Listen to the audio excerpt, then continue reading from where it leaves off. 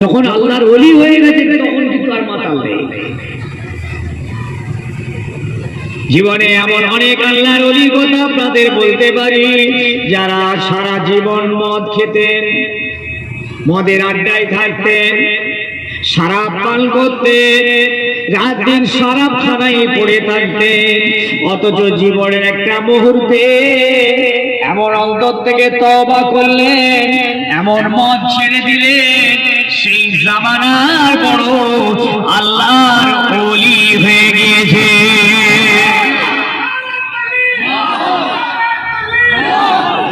বিশরে হাফি রহমাতুল্লাহ আলাইহির নাম শুনে থাকবেন। তিনি বড় মাতাল মানুষ ছিলেন, মদখোর ছিলেন। ও আমার বাপেরা, ছেলেরা, জীবনের একদিন এমন ঘটনা ঘটে গেল, আল্লাহর এক ওলি এসে এই বিশরে হাফিকে খুঁজতে লাগলেন। আসমান থেকে খবর হলো, ও আল্লাহর ওলি, তুমি আমার বিশেষকে গিয়ে বলো আমি তার জীবনের গুনাহগুলো সব মাফ করে দিয়েছি। কেন মাফ করেছেন? ওই বিশের নামী মানুষটা মদ পান করে রাস্তা দিয়ে যাচ্ছিল, হঠাৎ কোরআনের একটা আয়াত দেখতে পাই রাস্তায় পড়ে আছে।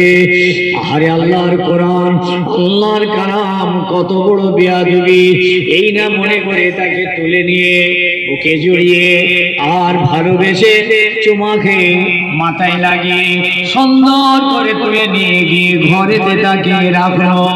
এই আল্লাহর কোরআনের এই সম্মান, আল্লাহর কোরআনের এই মহাব্বত, আল্লাহর কোরআনের এই ভালোবাসা আমার আল্লাহর দরবারে কবুল হয়ে গিয়েছে। সেই জামানার আল্লাহর ওলিকে আল্লাহ খবর দিচ্ছেন, যা আমার ওই বিশের নবী ব্যক্তিটাকে খোঁজ, তাকে গিয়ে বলবি আমি আল্লাহ তার আগে পিছু জীবনে সব গুনাহ আমি মাফ করে দিলাম। আমল করলে তবে ওলি হয়, বিনা আমলে ওলি হয় না। আমলটা দুরকম, একটা হলো হারাম ছেড়ে দিয়ে একটা আমল, আর একটা হালাল কাজ করে আমল। কোনো আমলই তো নেই আমরা হালাল কাজও করি না, আবার হারামটাও ছাড়ি না, জীবনে ওলি হবে। ওলিদের ভালোবেসে গেলে, ওলিদের মহব্বত করে গেলেন, বাতির কাছে রইলেন, আলো ধারে ধারে রইলেন, কিন্তু আপনি কিন্তু অন্ধকারী রয়ে গেলেন। এটা মনে রাখবেন। আল্লাহর ওলিরা, মাহবুবরা, পীর মাশায়েখরা আমাদেরকে জাহান্নাম থেকে বাঁচাতে পারবে না। তানাদের কাছে আমরা এই জন্য যাই, তানারা আমাদের হাত ধরে জান্নাতের রাস্তাটা দেখিয়ে দেন, জাহান্নামের পথটা দেখিয়ে দেন, বলেন এই রাস্তায় চলো জান্নাত পাবে, এই রাস্তায় যেও না জাহান্নাম থেকে বাঁচবে। কি তাই তো নাকি? নাকি কেউ বলেছে নাকি আপনাকে পীর ধরলে জান্নাতি দিয়ে দেবে? আছে নাকি? বলেছে? যদি বলে দেখো মূর্খ, ধোঁকাবাজ, আপনাদেরকে ধোঁকা দিয়েছে। কোন কিতাবের কোন জায়গায় কেউ দেখাতে পারবেন না দাদা পীর কেবলা রহমাতুল্লাহ বলেছেন, এই তোরা আমার হাতে বায়াত হয়ে মুরিদ হয়ে আমাকে পীর বল, আমি তোদের জান্নাতে নিয়ে যাব।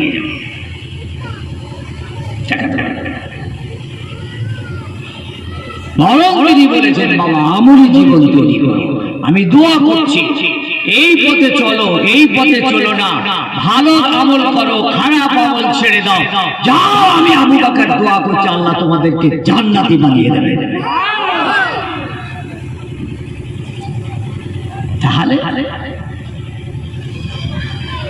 ভালোবাসা বলি আল্লাহকে, মহব্বত করলুম পীর মাশায়েখকে। এই যে জেন্দা পীরের মহব্বত করেন, তাই তার নামে কোথাকার মানুষকে, তার ছেলে বাপ পর্দাদা 14 পুরুষ কিচ্ছু জানা নেই। কি আপনাদের এত মায়া না আল্লাহর ওলি? ওলি বলে পীর বলে, আপনি তাকে মহব্বত করছেন, আপনি নিজের আমলটাও নিজে করুন, তিনি আমল করে আল্লাহ ওলি হয়েছে। আজকে বলুন তো, খাজা সাহেবের নামে আমরা জলসা দিই, বড় পীরের নামে জলসা দিই, এই ওই সেই তাই বড় বড় পীর মাসাইদের নামে দিই না কথা বলেন না কেন? দিই না? দাদা পীরের নামে জলসা দিই কেন বলুন তো? খাজা সাহেবকে আমরা পার করবো নাকি? কিছু আটকে গেছে এখানে জলসা দিয়ে? আমরা এই বড়াশোলের ছেলে মেয়েরা খাজা সাহেবকে পার করবে নাকি? কি বলছে? 10 খানা করে জবাই করে, 50 মণ খানা করে, আর 6 খানা হুজুর এনে সারা রাত ধরে ওই কি ব্যাপার, খাজা বাবার ইসাল সব। খাজা বাবা কি কাঁদছে নাকি তোমাদের ঠ্যাং ধরে যে তোর ইসাল সব করে আমায় বাঁচা? কথা বলে বলছে খাজা বাবার নামে জলসা দিলেও খাজা বাবার কিচ্ছু মারবে না, আর যদি নাই দেন তো কিছু কি কমবে না। কোনো লাভ আর লোকসান খাজা সাহেবের নেই। আমরা করি কেন? আমাদেরকে বাঁচাবার জন্য। কিটা কি নাকি নাকি কি বলছি আমাদের মনে বলে খাজা সাহেবের কি আছে? বড় পীর সাহেবের কি লাভ? দাদা পীরের কি লাভ? আমরা তাদের জলসা দিয়ে, তাদের জীবন চরিত আলোচনার ভিতর দিয়ে আমরা আমাদেরকে বাঁচাতে চাই। রাসূলুল্লাহর নামে জলসা হয় নবী দিবসে চাঁদ উঠলে, মনে রেখো ছেলেরা, সারা ভারতবর্ষে সারা পৃথিবীতে বিশ্ব নবী দিবস হয়। লাখ নয় কোটি কোটি মানুষ নবী দিবসের জলসায় ওয়াজ শোনে, লক্ষ আলেম ওয়াজ করে, আর লক্ষ কোটি টাকা খরচ করে রাসূলুল্লাহর মহব্বতে। কিন্তু আমার নবীর কিচ্ছু লাভ নেই। আছে কি? নবী দিবস করলে আমার নবীর লাভ হয়, আর না করলে ক্ষতি হয়। এসব পড়াশোনা করা ছেলে তো নাকি না? এরা লেখাপড়া শিখেছে তো, স্কুল গিয়েছিল, দীর্ঘত পড়েছে না, একদম পুরো সীমানা বাড়িয়ে নেয়। এদের জন্য খোদা আল্লাহ জাহান্নামের জিঞ্জির, আগুনের জিঞ্জির তাদের গলায় পরিয়ে দেওয়া হবে।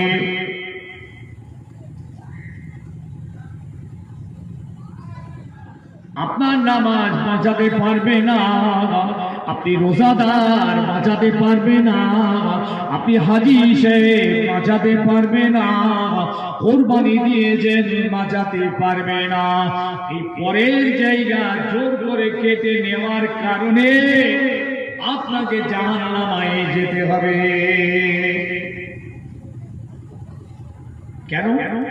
আপনি নামাজ যদি না পড়েন, এটা খোদার হক আদায় করলেন না।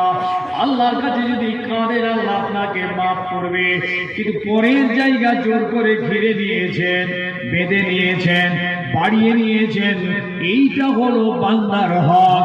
বান্দার হাতে পায়ে ধরে ক্ষমা না চাইলে, তিনি ক্ষমা না করলে আপনার এই অপরাধ খোদা ক্ষমা করবেন না।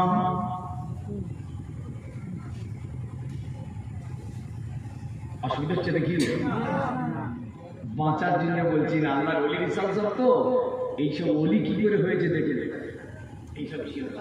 তবুও বলছি আবার, এমন কিছু মাতাল ছিলেন, জীবনের প্রথমে মাতাল, কিন্তু অন্তর থেকে এমন তওবা করলেন, সেই জামানার বড় ওলি হয়ে গেলেন। যার কথা বলছিলাম তিনি হলেন বিশরে হাফি রাহমাতুল্লাহ আলাইহি।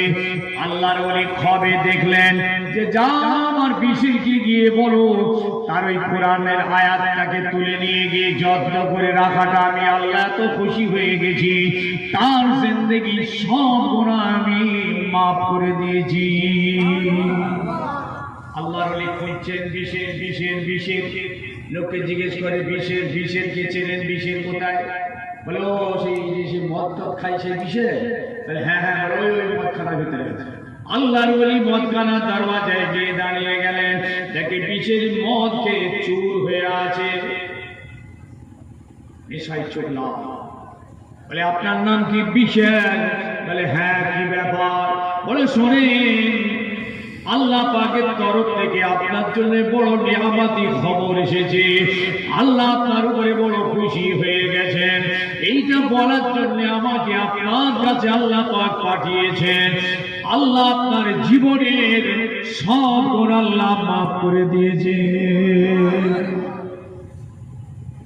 মদের ঘোর বেরিয়ে এলেন, মদ খানার বন্ধু বান্ধবদের বললেন, শোনে রাখ, আজ থেকে মদ খানা আমার জন্য হারাম, জীবনে আর তোরা আমাকে এই জায়গায় পাবি না। তওবা করে তওবা করে তওবা করে বিশে হাতি ফিরে চলে এলেন। জীবনের মতো মদ ছেড়ে দিলেন, আমলি জীবনে ফিরে এলেন। বড় বড় ওলি আল্লাহ দরবেশ আলেম পীর মাশাইখদের সোহবতে বসতে লাগলেন। সেই জায়গায় আমলি জীবন তৈরি করে তিনি বড় জামানার আল্লাহর ওলি হয়ে গেলেন। আপনার ইচ্ছে হয় না যে আমি একটু আল্লাহর ওলি হই? আর ওলি হওয়ার জন্য কোনো বংশের থাকে না, এটা জানেন তো? যে পীরের ছেলে পীর হবে এরকম কোনো কথা নেই। দাদা পীর কবিরা বলে গেছে যে কিছু জানুক আর নাই জানুক, অনেক জায়গায় দেখবে যে পীরের ছেলেরা পীর সেজে বসে আছে। দাদা পীরের ওসিয়ত করবেন, 57টা ওসিয়ত করে গেছে। বলছে আমার ভয় হয়, আপনারা দেখবেন অনেক সময় অনেক জায়গায় কিছু জানুক আর নাই জানুক পীর সেজে বসে। আবার তারা হাতখানি ন্যায় পীরের কাছে যেতে মানুষকে বাধা দেয়। আমার ভয় হয় আমার আওলাদের মধ্যে এরকম হয়ে পড়ে নাকি। তবে বাবা, তোমরা যাকে ইলমে, আমলে, তাকওয়াতে, পরহেজগারিতে, কোরআন এবং সুন্নাত মোতাবেক দেখবে, তার কাছে তোমরা যাবে, সে যে বংশেরই হোক। কে বলেছে? কে বলেছে? চুপ করেছেন না? কে বলেছে? হ্যাঁ, একটু বলেন, বলেন না ভাই, অনেকদিন পরে এই যে এইসব কথা না শুনলে তো কি বলবো, বলার কিছু নেই। আমি 5 যুগে বলছি, আস্তাগফিরুল্লাহ, বাঁচতে হবে। ওই মারহাবা সুবহানাল্লাহ বলে গিয়েছিলাম। আজকে জানেন আফসোস, 60 বছর আপনি ওয়াজ শুনছেন, আর এই পৃথিবীতে 1500 বছর ওয়াজ হচ্ছে না আমাদের। কত বছর? রাসূল ওয়াজ করেছিলেন, সেই ওয়াজ আজও চলছেন, 1500 কিছু কম। এখনো পর্যন্ত বেনামাজি বাহাদ্দ বিয়েতে। আপনারা দেখবেন আলেম উলামারা প্রত্যেকটা গ্রামে বছরের পর বছর আসছেন, এক বছরে 4-6 বার আসছেন। আর আপনিও সেই প্রত্যেকটা জলসায় বসে ওয়াজ শুনতে শুনতে আপনার বয়সটাও 60-65 হয়েছে। তাহলে 65 বছর ধরে আপনি ওয়াজ শুনছেন, অন্তত 30,000 আলেমের আপনার ওয়াজ শোনা হয়ে গেছে। এখনো পর্যন্ত আপনাকে নামাজি বানানো যায়নি। আপনি 30,000 আলেমের ওয়াজ শুনেছেন, এখন আপনি নামাজি হননি, এখনো মিথ্যা ছাড়েননি, এখনো সুদ ছাড়েননি, এখনো গীবত গিল্লা ছাড়েননি, এখনো দাঁড়িয়ে পিচ্ছাপটা বন্ধ করা যায়নি আপনার। আর কতদিন ওয়াজ শুনবেন? কিসের ওয়াজ শুনেছেন 65 বছর ধরে?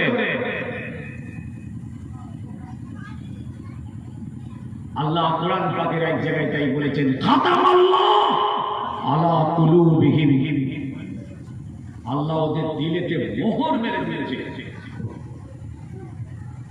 যদি খোদা কারো দিলে মোহর মেরে দেয়, গোটা কোরআন ভুলে খাইয়ে দিল, আর হেদায়েত হবে না।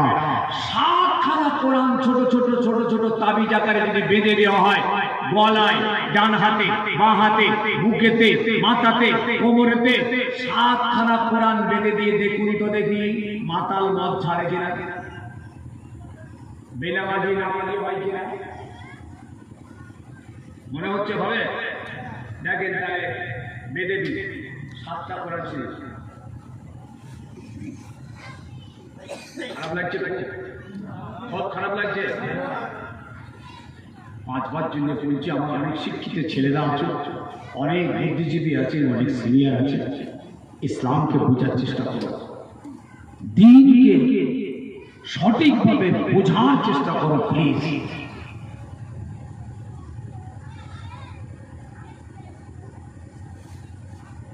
বিশ্বের হাফি হয়ে গেলেন। হাফি মানে হচ্ছে খালি পা, খালি পা। হাফি মানে খালি পা। ওই মদখোর যিনি ছিলেন, তওবা করে আল্লাহর ওলি হয়ে যাওয়ার পর সারা জীবন খালি পায়ে ঘুরতেন, খালি পায়ে। হুজুরকে বলা হলো, হুজুর আপনি কিছু বলেন না কেন, খালি পায়ে ঘুরছেন কেন? বলে বাবা দেখে দেখে মাতা, ঘোর মাতা, কি কথা বলছেন দেখুন কিরকম পাল্টে গেছে। বাবা মনে রেখো, এই জমিনটাকে আল্লাহ আমাদের জন্য বিছানা করে দিয়েছেন। আল্লাহর বিছানা, আল্লাহর বিছানায় আমি বিষের কি করে জুতো পায়ে দিয়ে যাব? এই জন্য আল্লাহর বিছানার মধ্যে আমি জুতো পায়ে যেতে পাচ্ছি না। আলাম নাজআলিল আরদা মিহাদা, কোরআন বলছে আমি কি আল্লাহ তোদের জন্য জমিনটাকে বিছানা করে দিই নাই? কোন তপ্পায় কাছে কাছে বুঝতে পেরেছেন? আপনি আল্লাহ বলি হবে। আপনাদের মনে একটা দুর্বলতা আছে, আমরা বলি হতে পারবো? আমরা সব গাঁর মূর্খ লোক, এই যে গোলা লোক, এলে ছেলে নেই, আমার এই যে কখনো হবে না। আল্লাহর কাছে সবাই সমান। যাদের ঈমান আছে আর আমল আছে, এরাই আল্লাহর ওলি হবে। আবার বলে যাচ্ছি, আল্লাহর ওলি হওয়ার জন্য কোনো বংশের দরকার নেই, হসব নসবের দরকার নেই, কোনো খানদানের দরকার নেই, কোনো রক্তের দরকার নেই। এই কিছু কিছু বক্তা খালি রক্ত দেখায়, জানো আমার শরীরে কোন রক্ত? রক্ত রক্ত। তাহলে নমরুদের গায়ে তো ছিল কার রক্ত? কিনানের গায়ে কার রক্ত? কিনা?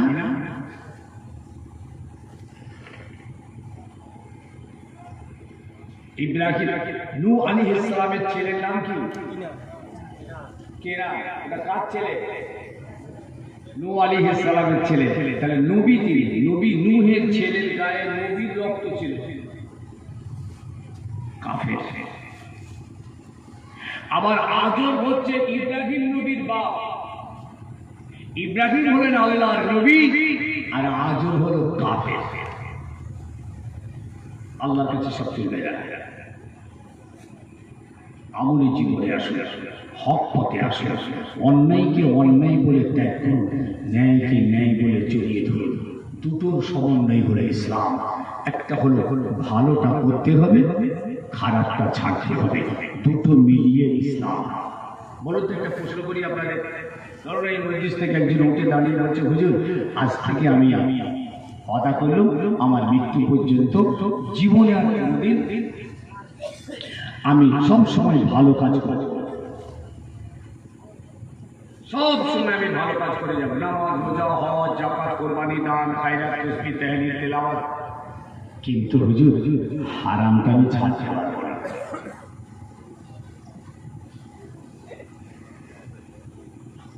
বলুন তো, জান্নাতে যাবে না জাহান্নামে যাবে? জাহান্নামে যাবে? জাহান্নামে যাবে? কি বললো? যে আমার মৃত্যু পর্যন্ত আমি কথা দিচ্ছি যত হালাল কাজ আমি সব করব, কিন্তু আমি হারাম ছাড়তে পারবো না। কোথায় পাঠালেন? তার মানে লোকটা নামাজ পড়বে, রোজা রাখবে, হজ করবে, যাকাত দেবে, কোরবানি করবে, দান করবে, খায়রাত করবে, তাসবিহ পড়বে, ওয়াজ শুনবে, চাঁদা দেবে, জমা পড়বে, জানাজা পড়বে, ফুরফুরায় যাবে, বসিয়ার যাবে, ভালো কাজ, সব ভালো কাজ করবে, কিন্তু বলছে হুজুর আমি হারামটাকে ছাড়তে পারবো না। জাহান্নামে দিয়ে দিলেন।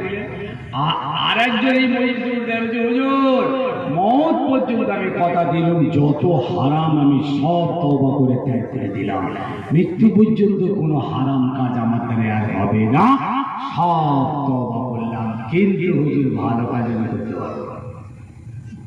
একে কথা বলেন,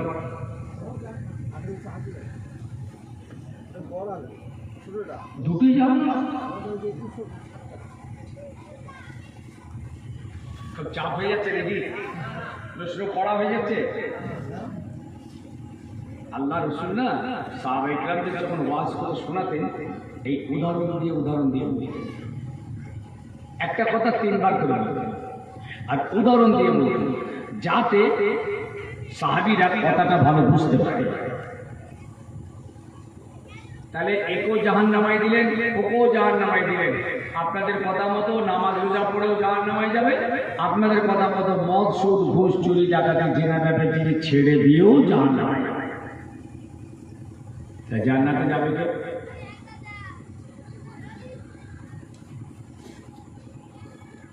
এক চাপ হয়ে যাচ্ছে, একটু সব খেয়ে দাও, যে কি খাই সব খেয়ে একটু ব্রেনটাকে ঠিক করে দাও, পান পান খৈনি দোক্তা তেল দাও, শান্তি অশান্তি খেলে বাবা এটি ঘষে ঘষে দে। সন্ধেবেলা বলছি সন্ধেবেলা এটা ওয়াজ নয়, এটা গভীর রাতের ওয়াজ। তখন আমার ফতোয়া দেওয়া আছে, যত আছে সব খা, খালি ধরাবি নেই।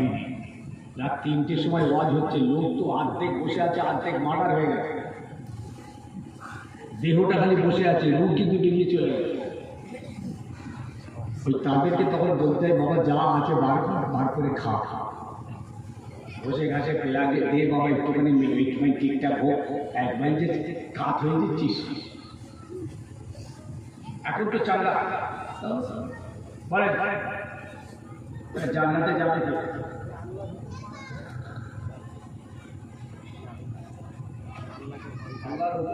কথা তোর কথা ঠিকই তো আছে, কিন্তু আমি যে প্রশ্নটা করছি তো শুধু নিচে আছে। একজন বললো আমি যত হালাল সব করব, হারাম ছাড়ব না।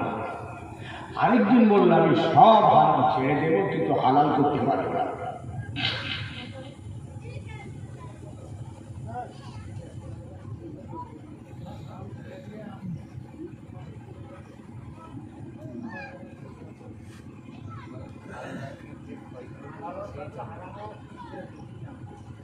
হালালও ছেড়ে দেবে, হারামও ছেড়ে দেবে।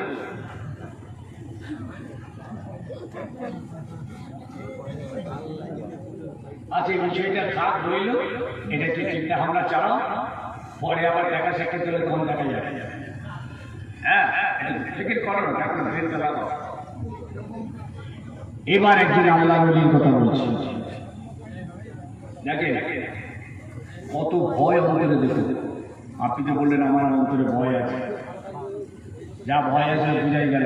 মসজিদের পয়সা খেয়ে দিচ্ছে মুতল্লি সাহেব। তিনি এবার অনেক মুতল্লি তো নামাজই পড়ে না, মসজিদের ধারে বগলে খাতা কলম দিয়ে ঘুরতেছে। কে নেই এই মুতাল্লি? আস্তাগফিরুল্লাহ। ওই মোড়কটাকে মুতাল্লি করেছো? আল্লাহর ঘরে, হ্যাঁ আল্লাহর ঘরের ম্যানেজার হয়েছে এটা, যারা একদিন নামাজ পড়ে না, মসজিদে ঢোকে না, খাতা কলম কেড়ে লাও। আল্লাহর ঘরের পারওয়ারিশ দেখভালের দায়িত্ব তাদের হবে যারা 5 ওয়াক্ত খোদার ঘরে হাজিরি দেয়। এরা তো আল্লাহর ঘরের দেখভালের দায়িত্ব। কোরআন পাক বলছে আল্লাহর ঘরের দেখাশোনা করার দায়িত্ব হবে একজন ঈমানদার, একজন নামাজি, একজন সৎ চরিত্রের মানুষ। এরা আল্লাহর ঘরের খাদেম হবে না। বলে আমার বাপের জায়গায় মসজিদ, আমার বাপ দিয়ে গেছে, অতএব আমি মসজিদের মতো আপনি সাহেব খাতা কলম নিয়ে বসে আছে, বুঝেছেন? আর খবর নিয়ে দেখেন সব খেয়ে ফাঁক।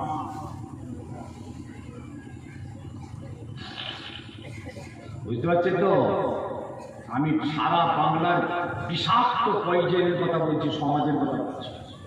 কিয়ামতের মাঠে একদল উঠবে, পেটটা এত বড়, বিরাট জ্বালা। লোক বলবে সে কি উঠছে, সব এগুলো কি জিনিস? জন্তুর না মানুষ? মাথাগুলি একটুখানি, কোমরটা ছিঁড়ে পারা, পেটটা জ্বালার মতো। বলি কি জন্তুর উঠতেছে? বলে জন্তুর নয়, এরা হচ্ছে হারামখোর। আমার ওয়াজ শুনে না আপনারা সহ্য করতে পারবেন না, বুঝতে পারবেন না, ছটপট রে ধরে যাবে, চোখ দেব উঠে যা। মুক্তার এলে দেখবি কত রহমতের ওয়াজ হবে। আসছে আমারই ছাত্র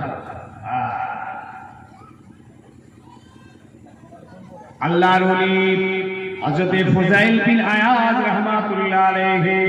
আমি আল্লাহর ভয় আপনাদের বুঝাতে চাইছি। ফুজাইল বিন আয়াজ রাহমাতুল্লাহ আলাইহি এত বড় জামানার আল্লাহর ওলি ছিলেন। বাবারা সব সময় কোরআন তেলাওয়াত করতেন। মরুভূমির ধারে একটা তাঁবু ফেলেছেন, তাঁবুর ভিতরে থাকেন, তাসবিহ তেলাওয়াত ইবাদত বندگی করেন, কোরআন তেলাওয়াত করেন। এত বড় আল্লাহর ওলি, মানুষ বিশ্বাস করে তার কাছে আমানতের মাল টাকা পয়সা জমা রাখেন। কিন্তু তার একটা কাজ ছিল, কিছু গুন্ডা বাহিনী তার হাতে ছিল। এই গুন্ডা বাহিনী দিয়ে ওই রাস্তা দিয়ে যারা ব্যবসা করে আসতো এবং যেত, তাদের মালমাতা টাকা পয়সা সব ছিনতাই করি আল্লাহর ওলির কাছে জমা হতো। কিরকম আল্লাহর ওলি দেখেন, দেখেছেন? এক ওয়াক্ত নামাজের কাজা নেই, ও তার গুন্ডা বাহিনী থেকে তিনি বলেছেন, যদি এক ওয়াক্ত নামাজ কাজা করো তাহলে দল থেকে বার করে দেবো। 5 ওয়াক্ত নামাজের পাবান, অথচ সেই গুন্ডা বাহিনী দিয়ে মাল মাথা ছিনতাই করতো, ডাকাতি করতো, ডাকাতি যাকে গজব।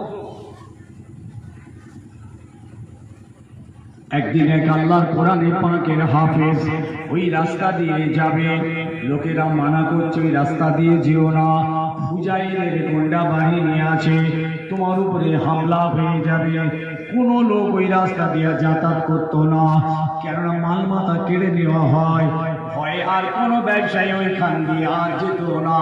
আল্লাহর কোরআনের হাফেজ বললেন, বাবা আমি ওই রাস্তা দিয়ে যাব, আল্লাহ যা হুকুম আছে তাই হবে। ঘোড়ার উপরে সওয়ার হয়ে আস্তে আস্তে আস্তে আস্তে যাচ্ছেন, আর আল্লাহর কোরআন তেলাওয়াত করতে করতে করতে যাচ্ছেন। যখনই ওই তাঁবুর সামনাসামনি আল্লাহর ওলি তাঁবুর ভিতরে আছেন, আর এই হাফেজে কোরআন তাঁবুর সামনাসামনি পার হচ্ছে, ওই সময়ে ওনার মুখ দিয়ে কোরআনের আয়াতটা তেলাওয়াত হচ্ছিল। আলাম ইয়ানি লিল্লাযিনা আমানু আন তাখশা কুলুবুহুম লিযিকরিল্লাহ। আলাম ইয়ানি লিল্লাযিনা আমানু আন তাখশা কুলুবুহুম লিযিকরিল্লাহ। ও তোমরা কি পারো না তোমাদের ইবাদত বندگির ভিতর দিয়ে তোমাদের দিলটাকে আল্লাহর ভয়ে ভীত করতে? আল্লাহর কোরআন, তোমরা কি পারো না?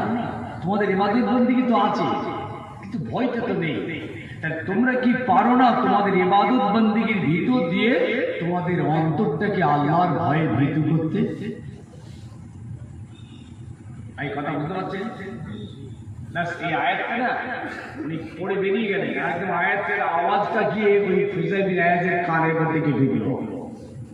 উনি তাঁবুর মধ্যে বসে বসে কোরআন শরীফ পড়ছিলেন, আর ওই আয়াত কানে চিৎ করে উঠেছে। এমন ধাক্কা লাগলো, এমন আয়াত আঘাত লাগলো, আল্লাহর ওলি ফুজাইল বিন আয়াজ রাহমাতুল্লাহ আলাইহি তাঁবুর ভিতর থেকে কাঁদতে কাঁদতে বাইরে বেরিয়ে এলেন। বেরিয়ে এসে দুটো হাত আসমানের দিকে তুলে কাঁদছেন, আল্লাহ আল্লাহ আল্লাহ আমাকে ক্ষমা করে দিন, আল্লাহ আমাকে মাফ করে দিন, আল্লাহ আপনার ভয় আমার অন্তরে নাই। ফুজাইল কাঁদতেন। এবার আল্লাহ আমি নামাজ পড়ি, রোজা রাখি, হজ করি, যাকাত দিই, কোরবানি তেলাওয়াত করি, এমন করে আল্লাহর ওলি সমুদ্রের ধারে গিয়ে নামাজের মুসাল্লা বিছিয়ে নামাজ পড়তেন। বাবারা, ও আল্লাহ ইবাদত তোমার করি, কিন্তু ভয় তোমার ভয় আমার অন্তরে নাই। আসমান থেকে আওয়াজ এলো, এই ফুজাইল তুমি আমার কাছে কেঁদো না, আমার কাছে ক্ষমা চেও না, আমার কাছে তুমি মাপ চেও না।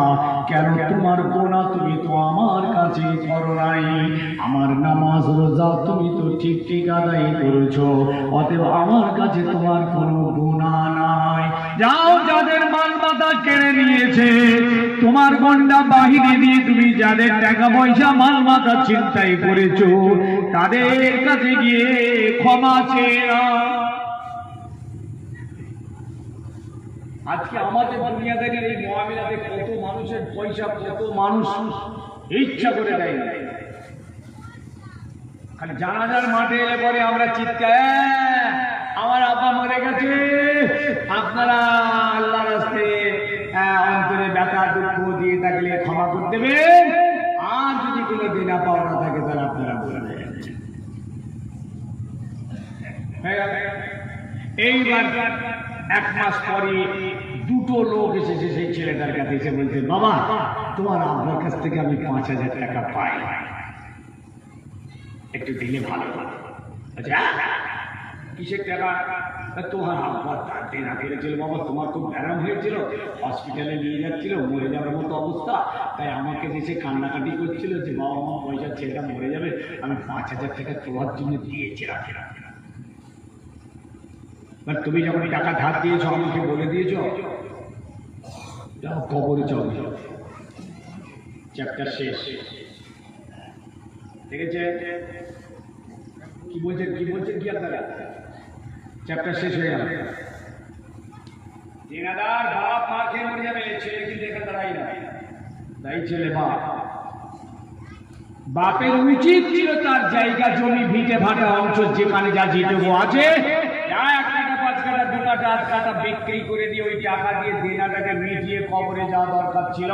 তার বাবা উচিত ছিল ও ছেলে দেবে না, বউ দেবে না, সব ভাগ বাটনা করে নিয়ে ও করবে, আমার কবরে মার খেয়ে মরে যেতে হবে।